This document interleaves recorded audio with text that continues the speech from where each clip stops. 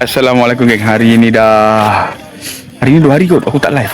Kan? Sebab apa tak live? Ankle peha aku ni salah hari tau. Dia terseliu. Betul-betul kat peha ni. Jadi aku nak pergi rawatan dekat api-api. Rawatan dah terletup kat api-api. So, jom kita pergi sana. Lenguh gila weh. Aduh. Bila dah sampai. Betul-betul tepi jalan. Kat tepi jalan ni kau nampak signboard ni. Terapi urut depan, terapi sukan. Kat sini. Nampak tu? Nanti aku tunjuk lagi gambar ni Kejap. Aku nak masuk tu. Dah sengal lah. Lepas dia dah sentap urat aku sampai terkangkang begitu, dia ada bagi tips cara jalan yang betul, duduk dengan betul, macam-macam lagi. Alhamdulillah kan. Aku cakap engkau berdenyut, kau tengok muka aku. Aku tak bohong daripada tadi muka. Real geng aku cakap engkau.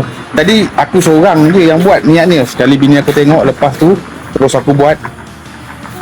Ini macam siap ada pakej bekam angin tadi kan.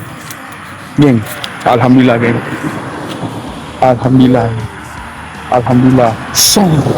Alhamdulillah geng. On the spot, alhamdulillah. Allah bagi sihat. Okey.